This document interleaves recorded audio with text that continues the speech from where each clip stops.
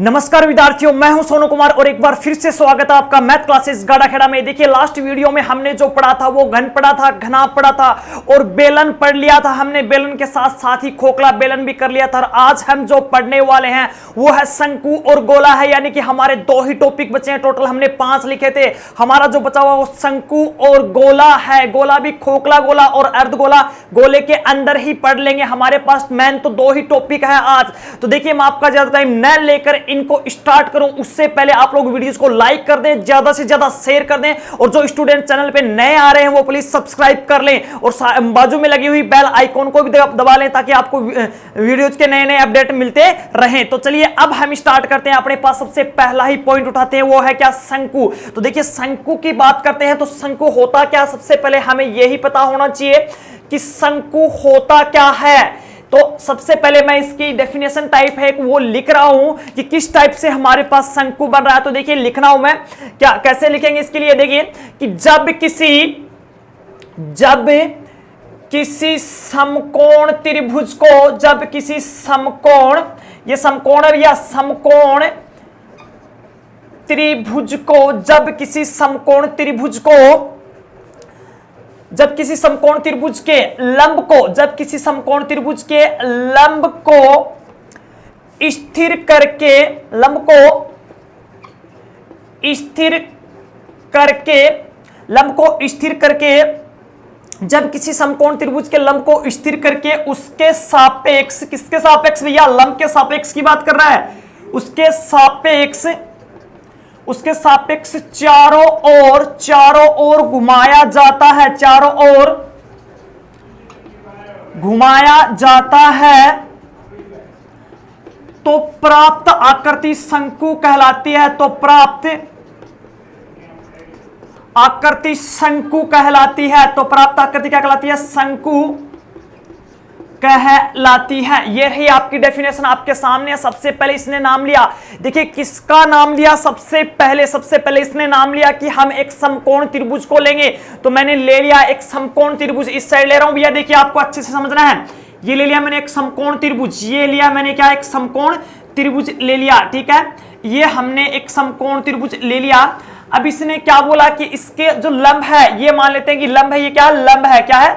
लंब है। इस भुजा को स्थिर करना है। डेफिनेशन में इसने क्या बोला है अच्छे से समझेंगे, क्या कि जब किसी समकोण त्रिभुज के लंब को, समकोण त्रिभुज के लंब को स्थिर करके उसके सापेक्ष चारों ओर घुमाया जाता है तो प्राप्त आकृति शंकु कहलाती है। क्या कहलाती है? प्राप्त आकृति शंकु कहलाती है। तो देखिए अपने पास ये शंकु तो कहलाएगी, तो हमने ये अपने पास ये समकोण त्रिभुज ले लिया था स्टार्टिंग में ही।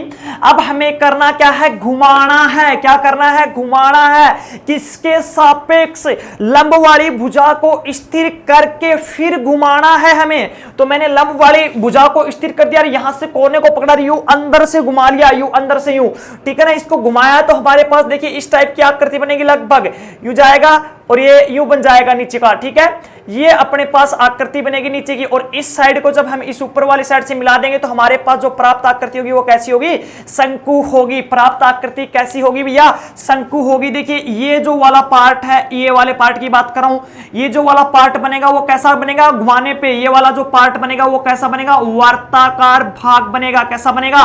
वर्ताकार भाग बनेगा। देखिए दोबारा से समझते हैं इसकी डेफिनेशन को। क्या बोला है डेफिनेशन में? इसने डेफिनेशन में बोला है कि जब किसी समकोण त्रिभुज को, तो सबसे पहले हमें लेना पड़ेगा एक समकोण त्रिभुज। तो हमने एक समकोण त्रिभुज ले लिया।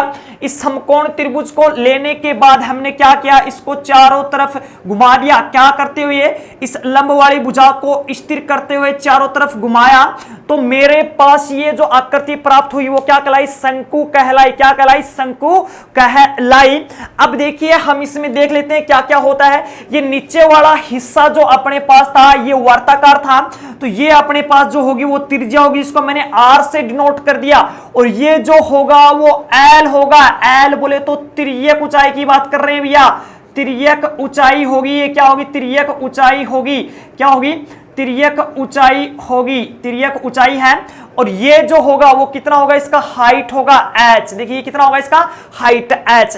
यानी कि अपने पास इसमें 3 चीजें होती हैं शंकु में। कौन कौन सी? एक तो त्रिज्या होती है r, एक होती है इसकी तिर्यक ऊंचाई जिसको l से डिनोट किया जाता है, एक होता है इसमें क्या हाइट यानी कि ऊंचाई जो होता है h होता है यानी कि h से डिनोट किया जाता है। अपने पास इसमें तीन ही चीजें होती हैं, h होता है, l होता है और r होता है।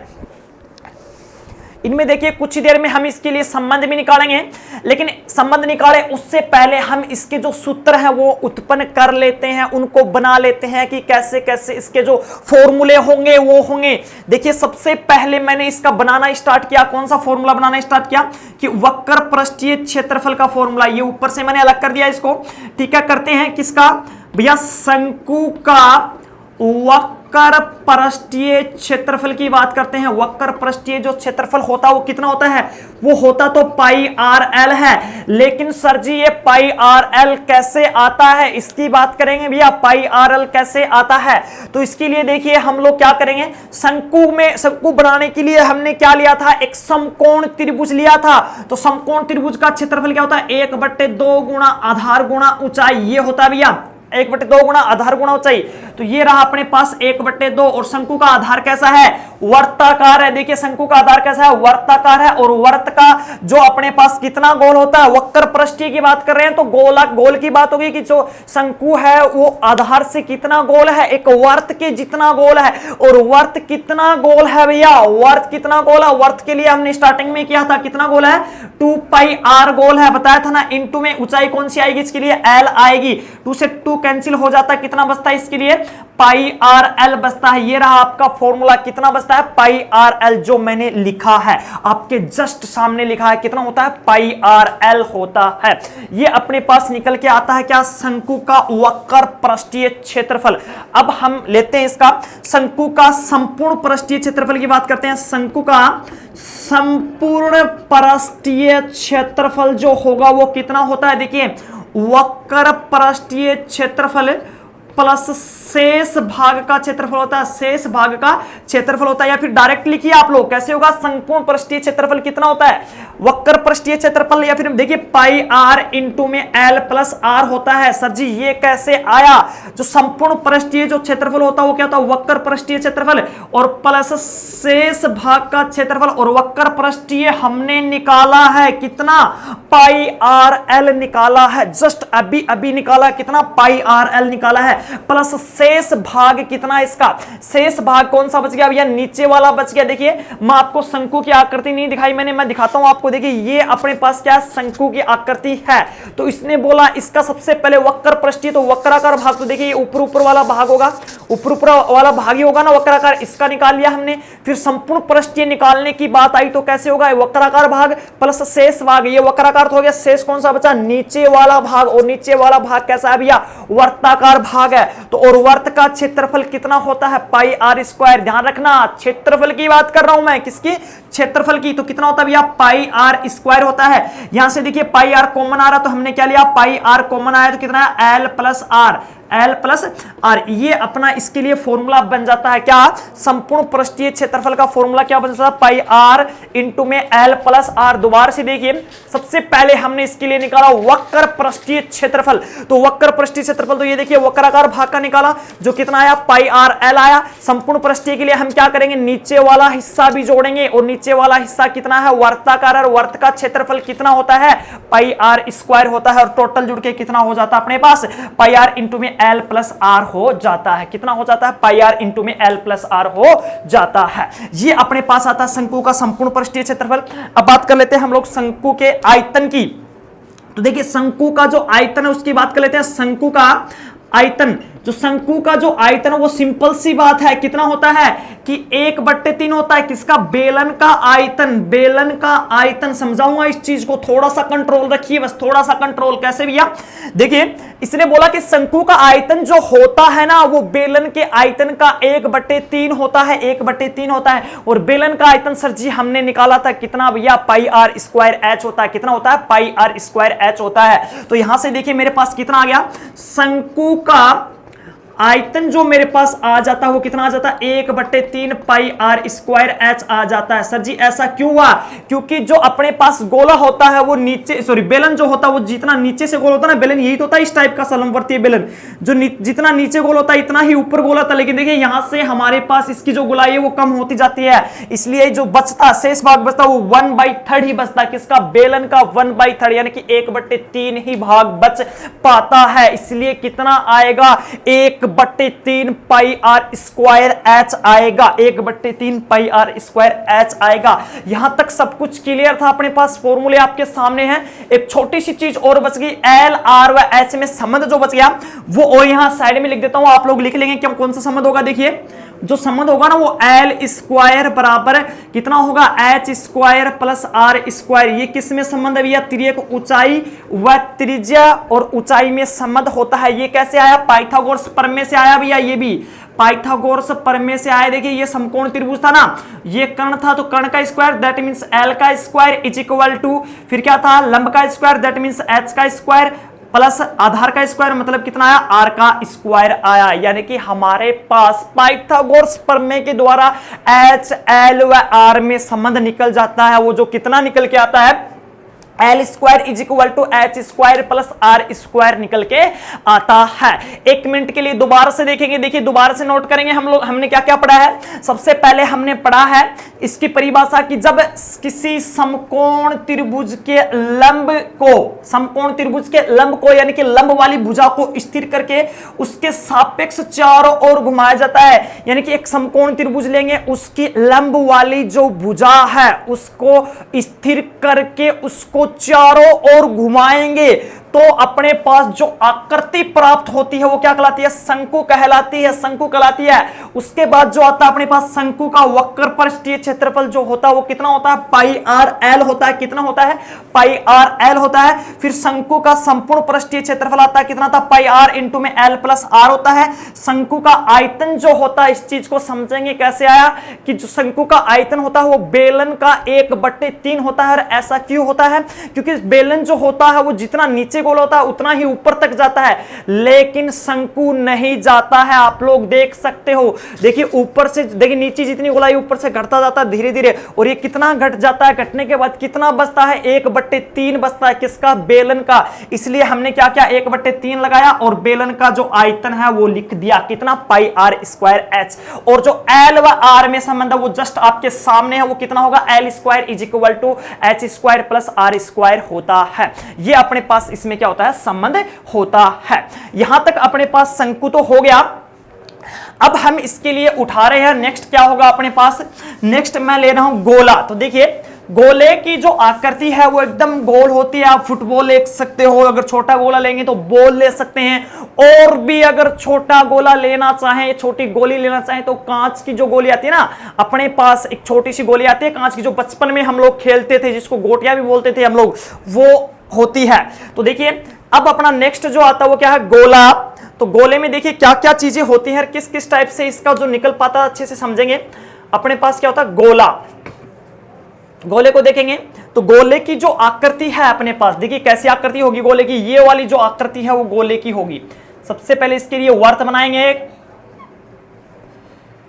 सबसे पहले इसके लिए एक वर्त बनाएंगे। देखिए ये हो गया इसका एक वर्त, और इसमें देखिए आकृति बनेगी गोले की।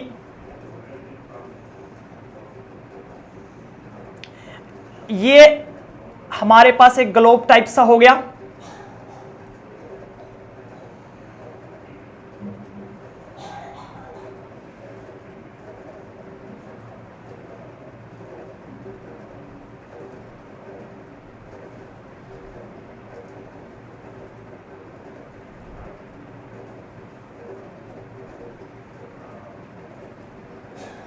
ये अपने पास क्या होता है, देखिए गोला होता है, एक फुटबॉल के जैसा ही होता है, लेकिन इसमें समझना ये है कि क्या क्या होता है।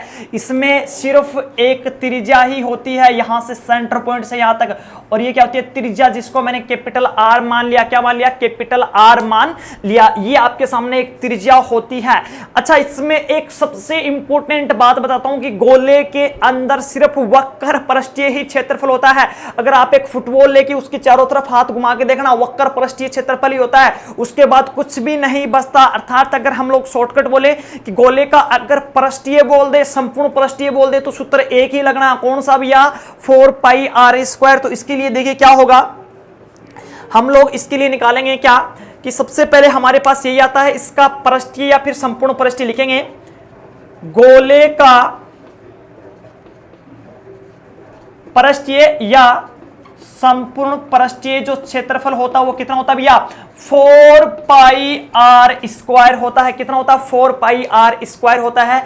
अब इसके बाद जो नेक्स्ट पॉइंट आता है इसमें आयतन का ही आता है। तो जो गोले का जो आयतन है अपने पास, गोले का जो आयतन है वो कितना होता है भैया, 4/3 πr³ होता है। कितना होता है, 4/3 πr³ होता है। ये होता है अपने पास गोले का आयतन। ये जो छोटा सा टॉपिक था गोला, इसमें भी देखिए हमारे पास बहुत ही अच्छे अच्छे टॉपिक आएंगे। यहां के बाद जो अपने पास आता है गोलीय कोष, तो गोलीय कोष में कुछ ज्यादा नहीं है, यही है, यही से हेडिंग लगा देता हूं। देखिए गोलीय कोष, गोलीय कोष का मतलब आप लोग समझेंगे कि गोलीय कोष, जो गोलीय कोष जो होता है वो खोखले गोले की बात कर रहा है या फिर खोखला गोला, खोखला गोला, खोखला गोला या फिर गोलीय कोष एक ही बात होती है। उसके लिए 2 या 3 सूत्र उसको भी ध्यान में रखेंगे हम लोग।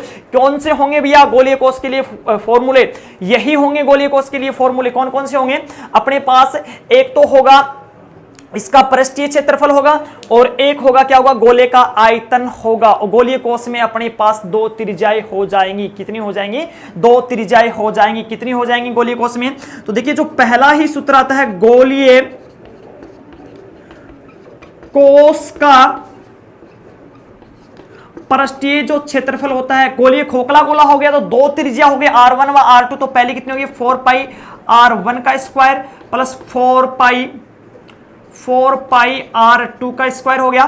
तो यहां से जब मैंने 4π कॉमन ले लिया तो कितना आ गया, r1² प्लस r2², ये आ जाता है। अब बात कर रहे थे हम लोग आयतन की, तो इसका जो आयतन होगा, आयतन के लिए भी हमारे पास 2 त्रिज्याएं होगी। तो उसके लिए कितना आएगा, 4/3 पाई, ये हो गया अपने पास r1³ और माइनस ये हो गया क्या, r2³। तो जहां r1 होगा क्या कि वेयर, यहां लिख लेंगे where r1 is greater than r2, अर्थात r1 जो है वो बाह्य त्रिज्या ली है मैंने और r2 जो है वो आंतरिक त्रिज्या ली है। अगर हम लोग यहां r2 लगा दें, यहां r1 लगा दें, तो यहां भी हमें चेंजमेंट करना पड़ेगा, r2 और ये r1 होगा। यानी कि जो बाह्य त्रिज्या है इस बार वो कौन सी है भैया, r2 है, r2 है, और आंतरिक त्रिज्या कौन सी है भैया, r1 है। ये अपने पास गोलीय कोष के लिए भी हो जाता है। अब अपना जो पॉइंट बचता है, लास्ट पॉइंट जो बचता है आपके सामने, वो बचता है अपने पास कौन सा, अर्धगोला। तो आप लोग इसको नोट कर लेंगे, वीडियोस को रोक के नोट कर लेंगे आप लोग, ठीक है।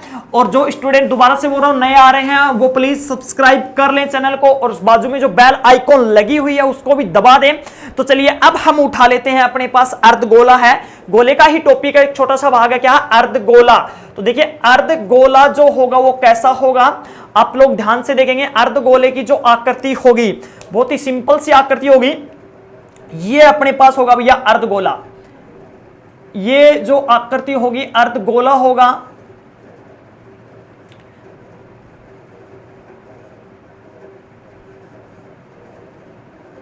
ये जो आकृति होगी वो अर्धगोले की होगी, ये होगी इसकी त्रिज्या r। तो देखिए ये हमारे पास होगा अर्धगोला।